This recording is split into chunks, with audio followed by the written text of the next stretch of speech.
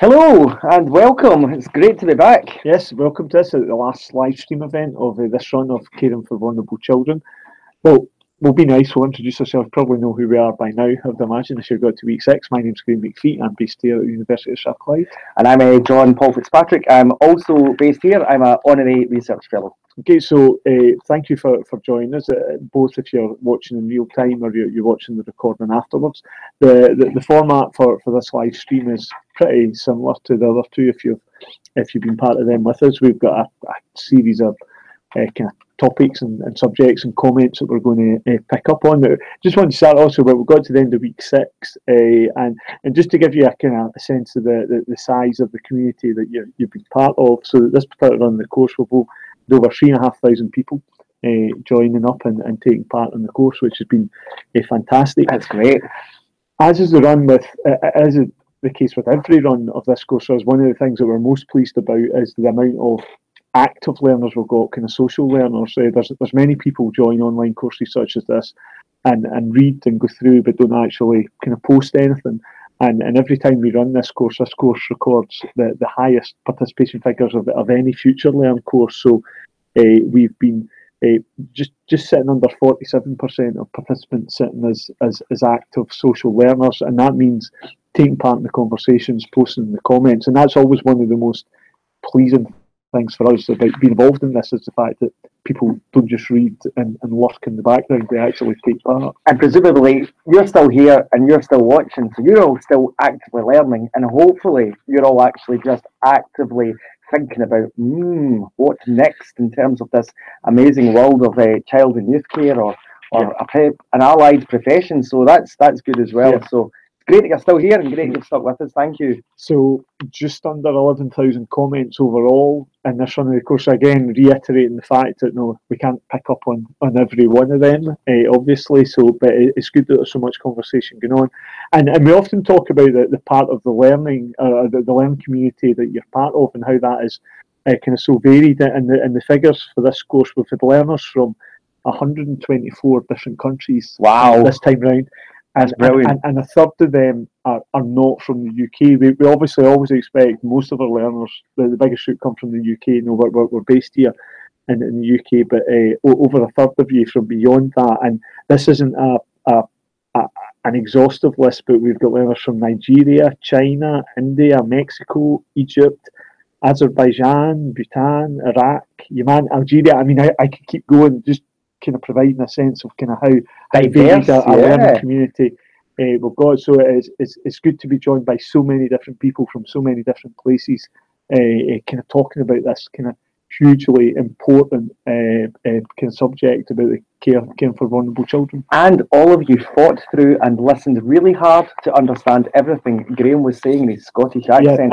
So well done for that as well. You deserve a special medal for that too. Yeah, and it's something that, especially having so many learners from overseas, and we're aware that we're kind of sitting here in Scotland. We do get some jokey comments about, can these live streams have subtitles to them in the same way that some of the videos do? Unfortunately, we can't do that in the live stream, but hopefully you've managed to persevere with the accents. We'll get 2 or 3 main things that we want to kind of spend some time talking about today. We're going to start with the 2-part poll that you've had. So similar to the poll that you had in week 1, where you had the 10 scenarios and you had to select the 3 that you thought were presenting the kind of most risk and vulnerability. We gave you 10 different scenarios in week 5, asked you to pick your top 3. But then in week 6, we expanded the information in relation to each of these scenarios and asked you to vote again. And there's a couple of interesting changes, so we're going to just spend a wee bit of time talking about that and just kind of some of the interesting reflections we've got in relation to that. And then we'll get another couple of themes, and this has came from kind of looking at your comments and kind of pulling out some particular comments that people have been making. So also there's been an element in week 5 which was thinking about the different ways in which we respond to and care for vulnerable children, and that might be them staying at home and being supported at home. It could be thinking about community-based interventions, foster placements, residential childcare, other areas of practice. So we've had a number of comments about that. So we're going to kind of have a little bit of discussion about some of the themes that have come out in those comments. There's been a kind of stronger, especially in week 6, where I guess we get a wee bit more political again, and kind of thinking about, especially when we begin to think about poverty and not just the impact of poverty, but some of the political causes of poverty and how that relates into service provision. And there's been a number of comments about that, so we're going to think about that. And then obviously Billy's story has concluded, and the week 6 video is available. But again, in advance of that, you were asked to vote about what you thought was the best outcome for Billy, based on the end of the week 5 scenario where he was at the children's hearing and they were about to make a decision. So we've got the stats about that. So there's some interesting conversation to have there. But let's start, John Paul, with the poll. Now, there's 10 scenarios. We're not going to go through all of them in terms of how the votes change from weeks 5 to 6. If you go onto the page in week 6, then you'll see the numbers and you'll see whether things have went up or down. We're going to focus particularly on the first 2 scenarios, because those are the 2 scenarios that change most. And the change was that Kelly, scenario 1, people became far more concerned about Kelly from week 1 to week 2. In week 1, there was only 4% of learners saying that she was in the top 3 in terms of risk and vulnerability. And when they got the extra information, that went from 4% up to 34%. In contrast, Jane and Jim, scenario 2, in first time round, 57% of learners were saying they were in the top 3, and that went down to 16 in week 2. And let's start with Jane and Jim, because that's arguably the one that's slightly more surprising. So to kind of clarify here, you got the information that Jane was 7, Jim was 5, and in week 1, in the first part of the scenario, you got their mother lives with a man who regularly physically assaults her. Neighbours reported their concerns to the police, and that was all that you got first time round. Say we were 57%. What we added in when we gave some extra information: the children have never been assaulted, but have witnessed their mother being abused. The police referred the children to the hearing system because of the concern about their safety. The children love their mother, and she loves them. And that's brought us down to 16%. Now, actually, I went through the forum related to this vote second time round, and not too many people commented on why they almost downgraded Jane and Jim. But I mean, we've spoken about this more than once, John Paul. It'd be fair to say that if these were real, we're still very concerned about Jane and Jim. Yeah, absolutely. It's because obviously Jane's still living in the same situation and circumstances. Maybe people were viewing us through the prism of the eyes of the child and child safety, but it's obviously a family situation that's experiencing levels of kind of challenge and issues connected to it.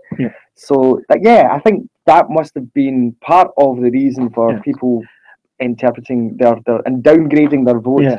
And so this is, I would imagine the pivotal bit here is the children have never been assaulted. Okay, so the first time round, the children are part of a household where mum is being physically assaulted. We'll get 57% saying this is a concern. It's down to 16. I guess what I find slightly concerning is about so many people downgrading their level of concern about the children is that they are still in a house where domestic violence is happening, and they are witnessing this domestic violence. Absolutely, and the impacts in terms of trauma can be just as difficult for the young people themselves, regardless of whether or not they're being physically experiencing that kind of level of violence. So they're still in a violent situation and still being exposed to violence in terms of their environment. So it's hugely concerning. And also the fact that if you're part of a household where somebody, the adult male, is prepared to physically assault the adult female, then they are more likely to. It doesn't mean that they're guaranteed to, but it means they are far more likely to potentially assault the children. In terms of risk, So in terms of they're being exposed, that they're witnessing this in terms of the trauma, the hurt, etc., and the potential impact on their development and well-being. their emotional well-being, but they are also physically at risk as well. They're in a house where assaults are being carried out, and yes, the police have referred it to the hearing system. Yes, you get information. The children love their mother, and she loves them, so there's a strong relationship there. But there's still all sorts of kind of risks and concerns. So on the basis of that, this case going down from 57 to 16% is potentially surprising, potentially worrying, and I would say on a worldwide level, the whole issue of interfamily domestic violence is one that should be very much on our agenda, and one that's, particularly in times of where, certainly in a westernised context, families are under pressure. There's a lot huge increases in poverty. We've got huge increases in mental health and children's mental health being an issue, and anxiety. So that correlation between poverty, between stress, between violence, all coming together, I think poses a perfect storm, if you like, of societal issues and challenges which we need to find and look at ourselves. And again, look at your own country context from wherever you are in the globe, and just see what are the level of stats, what are the interventions, what are the conversations, how much is this reported, what are the thresholds actually in a particular country or community for these types of issues being flagged? Are they just part almost of the cultural norm and therefore don't get reported because they don't actually make the press, or are not reported to police because they're not significant enough to warrant concern? And I think also there's an interesting link that I'm certainly aware of in a Scottish context between people living in certain communities where there are high levels of poverty. Their tolerance of particular crimes, for example, they don't report as much or as frequently because they feel that it's just normal part of the fabric of life, and therefore not worth, actually, that there's not anything almost wrong with it, so people's acceptance of it. So it's all fascinating, all terribly complicated, but really interesting in terms of risk, perceptions of risk. And actually, this scenario with the domestic abuse theme to it, and the I guess the gender role issue as well, about dad assaulting mum. And actually, just know the backdrop against which this course has been playing out over the last 6 weeks. Again, we're thinking in the Western context about thinking about the allegations that came out again, that many people were the kind of Harvey Weinstein, and the whole debate that has started in Western society, and it's focused on the world of Hollywood, but in a UK context, and that translated into kind of Parliament and other kind of aspects of public life. But the common bit here for me is about kind of relationships between males and females, and the abuse of power, and about how, when we don't question that or we don't challenge that, certain things become normalised. And I would take to think of children. I hate the thought of children growing up in situations where it becomes normal or acceptable for males to be abusing females physically in that way, and that misuse of power not being questioned or kind of seen as particularly risky or worrying. But a positive link, I suppose, is, and given that we've created you, our new bunch of child and youth care activists who are agitating and thinking about these issues, what we have seen recently is through the power of social media and democracy working in some way, whereby people have kind of galvanised and said enough is enough, and challenged and protested and tried to create change. So I suppose there's hope in terms of, and that appeal for people to kind of cooperate, to work together, to think through the issues, and to form collective responses and challenge the status quo, Yeah. where things are not right, regardless of what the issue is pertaining to children and young people, or indeed wider society. So that leaves me optimistic, partially. Yeah. But yeah, it does also show how we still got a long way to go. So it's an interesting little result, and we know it's an academic exercise, and you're working on little information, but it is quite instructive in some ways. Scenario one, let's just touch on that quickly as well, because it went in the opposite direction. It went from 4% back up to 34%. So first time round, Kelly is 14. She does not attend school regularly, and when she does, she falls asleep in class. She was referred by her guidance teacher. And given the other scenarios you were presented with, I don't think it was that surprising. First time round, it was only at 4% because, and again, it's an exercise. There was other ones that, on the face of it, perhaps presented as more kind of risky in the first instance, so there wasn't that many votes for the first time round. But then we'll get added in. Further investigation shows that her father left the family 2 years ago. Her mother is a drug addict. She falls asleep in class because she's looking after her 4-year-old brother, 3-year-old sister at home. She's worried that something will happen to her mum.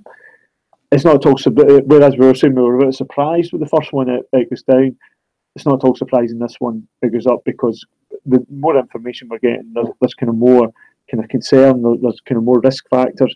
And it's not just about Kelly, then it's about her 4-year-old and her 3-year-old, and certainly in week 5, we had some material on young carers and the demands that they can place on young carers. So we're getting information here that kind of Kelly's a young carer. She's taking on roles for her kind of younger siblings. So it's not just about Kelly now. It's about the 3 of them. So in this sense, it's not surprising that this one has gone up. So if we were slightly surprised with Jane and Jim, and perhaps also slightly concerned that it went down, but this one, we're kind of glad to see that more people are recognising actually there's more issues of risk and vulnerability here, and this should be higher on our agenda. Yeah, definitely. Not again, yeah, as you said, not hugely surprised with that at all. Yeah. So thanks for taking part in the poll, and if you haven't already, you go back onto the page and look at the results and see how the changes were from week 5 to kind of week 6, and look at the comments, because a number of people are posting comments about, here's either I kept my votes the same or I changed them, and here's why, because the interesting conversations to be had there. What we want to do is kind of move on just to kind of some kind of comments that we've had in relation to some of the discussions, and in week 5 when we had a number of kind of items about kind of different kind of forms of care, and then particularly thinking about when children might be removed from home and kind of where they might be placed for alternative care, and a number of kind of interesting here, and we'll kind of pick some of these out at random. So the first one I've got is kind of Sean Britton. So kind of thanks for your comment, Sean. And within his comment, Sean makes the note of, I struggle with the thought that children who are at moderate risk in a household don't qualify for support, which can then lead to significant risk and in turn cause social services to get involved and remove the child from the household. And I think that's a real important point, and it picks up on, we're linking this again in terms of when we do talk about Billy's story, but in weeks 2 and weeks 4, both times we've made the comment about that despite what people might be saying about Billy's story and their concern for him, the reality is, all the way through, there's probably not been, well, certainly up to week 4, there wasn't that much that would really put it truly on social work's radar. And about the concern that we have about that, about the, being in this situation where sometimes children and families only get a service when they reach crisis point. Yeah, and that's really what Sean's saying there. Yeah, and I think it's really interesting, because what Sean's picking up is the fact that we're not intervening earlier, and we are actually then really causing people to kind of drift through to the point of crisis, and actually through, I think, societally, and I think we certainly spoke about this during the lecture that I did, one of the challenges is that if we were to actually intervene earlier, it would be cheaper. If you were to be brutal about the economics of this in terms of the cost to society, so the cost of earlier intervention has been proven through financial study after financial study, yet we don't do it. So what we do is we save the problems to the reach levels of crisis for families and for children, and then the cost to society and the fiscal cost and the damage done is so much greater. So. And that's if you want to think about it in a purely so what our current policies don't make sense financially, and they certainly don't make sense at an individual level for the impact on children and families who we almost don't support them until the point of crisis. And so what we're actually forcing children and families to endure and experience, and that links into some other comments we've got here. Jackie McDonald, so Jackie, thanks for your comment. Jackie makes a comment about being a residential worker and talking about placement breakdowns, and saying and makes a comment, some kids have as many as 13 placements prior to coming to a residential unit. The damage that has been done is unthinkable. Rejection. I can certainly think of children and young people that I work with in a residential setting who, because they've been through so many placement breakdowns, but by the time they came to us, they're kind of very much keeping people at a distance and not wanting to engage in conversation. What's the point of building up a relationship here? Because I'm just going to be moved within 6 weeks, or maybe never again. But I don't know that. So again, what the system ends up doing to some children and young people, and so again, there's a theme within a number of your comments about feeling a bit of frustration about that, about us not intervening. Often the theme is about not intervening early enough and kind of clear enough, and clear. When children and young people are having as many as 13 different places, that's not in anybody's interest. There's no way that that's helpful for the child themselves. It's not helpful for the family. And back to what John Paul was saying, it doesn't make sense from a resource perspective either. So, but yet we work in this kind of short term way. With another comment from one thing just to say though, just before we do move on, I mean, thank goodness we've got people like Jackie who are there to pick up the pieces and to continue to try and connect and provide a safe environment and provide that support unconditionally, because that's just a huge part of their work. And if it wasn't for workers in residential care like Jackie doing that day in, day out tirelessly, without complaint, and often not necessarily valued as a society in terms of remuneration or indeed in terms of professional status. So I think it's just worth making the point that these children absolutely need the Jackies and the others of the world. So keep doing what you're doing, and I'm so glad that people are raising comments like this, because again, it just shows that people are vexed by it, and that leads to me thinking there might be change as a result of people having their awareness raised of this. So thanks for emphasising that point, John Paul. There's another couple of comments that were made in relation to this theme. So now, Marius Szymanek, I'm sure I've not pronounced that correctly, so apologies, Marius. John Paul's sitting laughing at my pronunciation there, and Marius is making the point that a child's well-being should always be our first consideration, and it's about what they need. And again, it's like certainly in a Scottish or UK context, we're often talking about the challenge between needs assessed decisions versus resource led decisions, and about how so many times services or practitioners are boxed into corners, and we end up doing what the system can afford rather than what we actually genuinely think is in the best interest of someone. So there are a number of those decisions, and just finally on that this topic, Sarah Jane Thompson. Sarah Jane, thanks for your comment, and you chose to share a little bit of information about yourself within that, and talking about your experience of being receipt of kind of social work service, and mentions about kind of feeling that she was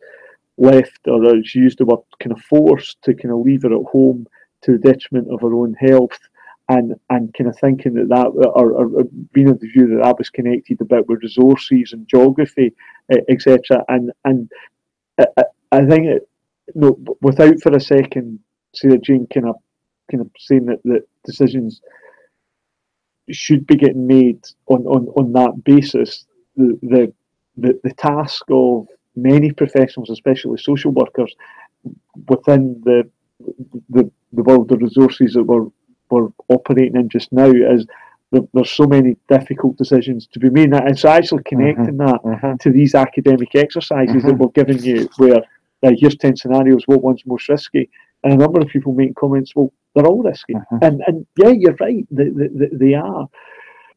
But actually, I mean, this is the 7th run of this course now, over a period of 2 or 3 years, and it feels like this theme of resources and politics becomes one that becomes ever more important for us and ever more prominent. And I suspect the resources ever diminishing as well. Equally. And just the difficult situations that practitioners are left in, and professionals are left in terms of when to intervene, when to know what services can we realistically afford to provide. And we're not sitting here kind of, I think, detached from practice, actually, far from it. We know there's a finite amount of resources and the challenges that people have, but clearly what's coming through from a lot of your comments is a bit of frustration, or more than a bit of frustration, at sometimes the inequality of services, the lack of universal entitlement and rights to particular services and support when you need them. Why should it depend on the lottery of what country you stay in, or which part of a country you stay in, or how much money a particular authority and decision maker has made to allocate to a service? It's yet what the levels of need are just huge. So I think it's good that people are vexed about this and questioning the processes and the decisions, and just learning about how power works and how it impacts on children's lives. I think if nothing else, that frustration means that you've learned and is part of the course, which is good. And linking that into a theme that we thought about in week 6, and we were almost, and this is the final week coming back to kind of full circle. We started in week 1 by kind of thinking about some issues and stats about poverty and your reactions to that, and we come back to some stuff around about that, and looking at the forums for week 6, particularly around about some of the statistics that we presented about poverty, and part of the prompt in the discussion page was like, are you surprised by this? And literally nobody made a comment saying I'm surprised. There was lots of people making comments saying that I'm angry, I'm frustrated, and especially sitting in Scotland, as part of a country that would see itself as kind of quite, in many ways, quite resource rich and quite developed, and yet how have we still got so many people and families experiencing poverty and then experiencing all the inequalities that run off of that. That's a point really well made by Marjorie Hamilton. Marjorie, I can pronounce your name, so that's great, which is why I've said this one.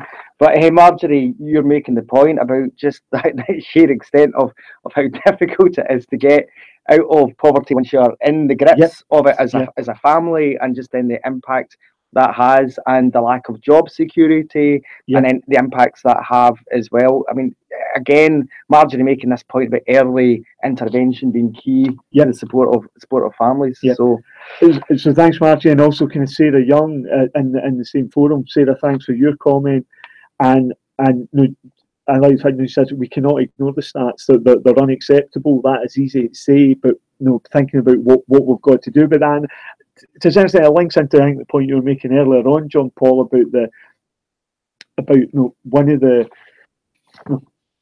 online and social media. It's got lots of downsides. We know that, and knowing that I guess in the last 24 hours again, President Trump demonstrating a lot of really negative side effects of kind of social media. But the flip side of that is about how different voices can come together and challenge and create a different discussion, a different discourse. So I think that point that you were making, just a couple of minutes ago, about what we've got as part of this course is a community of learners who. Listen, we're all on the same page about everything. There's obviously a kind of diversity of opinion in relation Another thing, and I see that coming through in relation to a number of comments when I read them in forums. But I think there's certainly within our community of learners on this course, there's a kind of a broad body of opinion within there about the inequalities that a number of children and families experience via poverty is not right. And we have got a societal responsibility to try and challenge and change some of that. Absolutely. So I guess kind of part of what we would put back to learners, as we come towards the end of the course, is just to kind of think about what part you can play in that moving forward, because we've all got a part to play. I want to make sure we just get a bit of a chance to talk about Billy's story, Temith, as we kind of come into the last 10 minutes. Oh, so we can actually now finally. I've been sworn to secrecy, so we can now talk about this. Yes, right. That's good. Right, so if you haven't watched it, so also you were asked at the end of week 5, you got to the end of the children's hearing system. And actually, I do want to pick up on one thing just before we get to the vote, because I've commented this in the forum a couple of times, because I'm aware that there's a bit in the narrative in week 5, or I'm getting myself confused now. It's either in week 5 or week 6. I can't remember, but it's there. And we talk about the fact, the narrative mentions the fact that the panel consider, and the key word is here, they consider a temporary foster placement, and they are aware of a shortage of foster placements, and there is a shortage of foster placements certainly in many areas across the UK, and further afield than that as well. But it's such an it's such a resource that's under demand, or over prescribed in terms of demand. But what we don't say is definitively that the panel members base their decision on the lack of resources, but they're aware of that. And I think there's a reality here that when we say to professionals, make a judgment on the best interest of the child, it's impossible for them to divorce themselves from these resource issues that they know are kind of behind them, kind of out there. That's what we're saying in the narrative, but we're not making the claim every decision is resource led. It's just acknowledge that this is a kind of factor that's here. So week 6, the story, you'll see that in our story, Billy stays at home, and that was consistent with your vote, in that 75% of you voted for Billy to stay at home. Again, similar to the Jane and Jim scenario back at the beginning, I think it's interesting that a quarter of our learners thought the best thing for Billy would be to be removed from home, even temporarily, from his mum. And the reason I think that most interesting or challenging is that the most important thing for Billy at this point in time, whatever other difficulties are going on, is his mum and his relationship with his mum.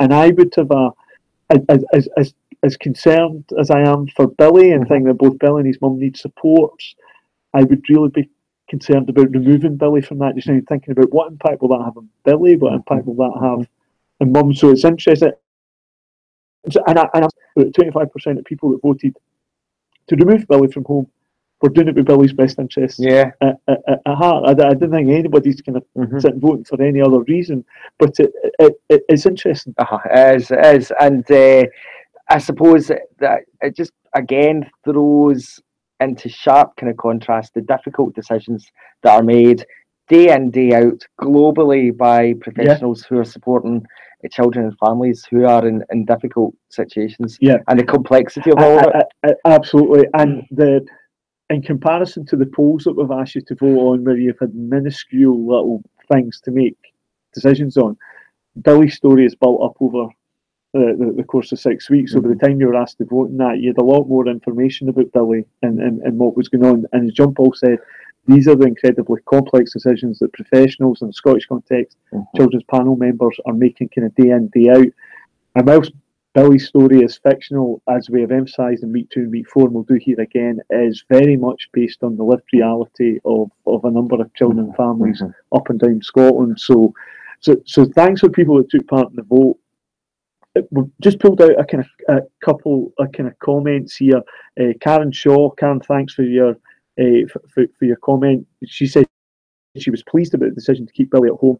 She said, I hope the family get the continued support of Stephen and Karen gets help with her mental health issues. I think that's the point that, I mean, to a lot of you in your comments, it seems obvious the best way to support Billy is to support Mum. Yep. And one of the frustrations a lot of us have with the system just now is how readily available will that support be for Mum. And it's back to this earlier discussion about waiting for crises to happen before services become available. And the lack of mental health service and expertise and waiting lists, etc., etc., etc. Yeah. So likewise, Gary Brown. Gary, thanks for your comment. Billy staying at home seems the obvious best option, but more support is needed for Mum. And it's the next thing he says that jumped out to me. Sadly, you can imagine more and more things happening similar to this. And it's like, I think that's an important point to make, that Billy's story concludes in relation to this course, because that's the end of the 6 weeks. But for the Billies up and down the country, Billy had been to Children's Hearing in real life and this decision had been made. That's not the end of the story for Billy and Mum. No, these challenges are going to be ongoing, and the need for support. And then the last comment I took out in relation to this was Rosalind Heron. So Rosalind, thanks for your comment. And she made the point about, started by saying that she was glad that Billy's voice was heard in his home. And I think there's a real important point here. And we're sitting in Scotland, and we know that the children's hearing system is unique to Scotland, and I think we've got a lot to feel proud about the children's hearing system in terms of how it operates. It's got a number of challenges and issues, and it's still the kind of subject of conversation, about debate about how we ensure that it does what it needs to do in the 21st century as kind of Scotland kind of moves forward. But one of the things I think that many people identify as a particular strength is about the centrality of the child and the voice of the child within the children's hearing system, and about hearing that and listening to that, and about taking that on board within the decision making process. Yeah, I think that's certainly something that we should be proud of, and other countries should continue to look at their own kind of systems and their processes. Yeah. So we'd be interested to keep the discussion going in relation to the decision about Billy, and you can contribute to the forums beyond the conclusion of week 6.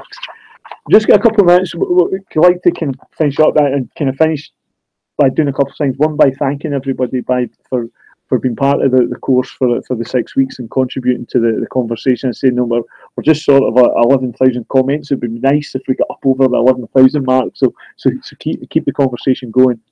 To finish off, I've got 2 particular things that I guess 3 particular things I want to do to finish with. One is to, I pulled out a comment from Gail H. And so Gail, thanks for your comment. And this was just in relation to kind of finishing the course overall. And she was saying about how she enjoyed it, but there was one particular thing she said: working with our young people every day is a pleasure and an honour. And that jumped out at me about kind of how an important role that kind of childcare workers in all settings do, and about just the valuable work that everybody does. So I don't think we can kind of emphasise that enough. It picks up on your earlier comment, particularly about residential childcare, but kind of all settings. We arguably more than ever we need people who dedicated, care, motivated workers, and view it as an honour to be doing this. So Gail, thanks for that comment, and kind of keep up the good work, everybody. The second thing to say is that if you're interested in more online learning opportunities, that there's also more and more courses on Future Learn. But here at the University of Strathclyde, we have a completely distance learning master's level programme in child and youth care studies. So it is worth reiterating, this is at master's level, postgraduate, which is, I guess in many ways, is kind of quite a kind of step up, and involves assessed work in a way that this course hasn't. But this should have given you a taste of kind of what online learning at Strathclyde involves and begins to look like. I'm the course leader on that course also. So if that's something that you're interested in, either going to our website, or you can find my address via the website, email address via the now you turn up at my front door, but you can find my contact details, get in contact, and I'd be happy to have a conversation with you about the MSC. And then the final thing is to thank you to you, John Paul, for being part of these live streams over the it's never dull over the last 6 weeks. So no, as always, it's been good. It's a pleasure, and it's very important just to hear and read and how well people are progressing and how much they get out of the course. So that makes it a pleasure, and well done to you for holding this together, and also to our IT expert and guru who's behind the camera, Sarah, who keeps her sanity, and she keeps me from laughing too much as well, which is much appreciated as well. So just a final thank you, final goodbye. And well done. And, thanks very much for being with us.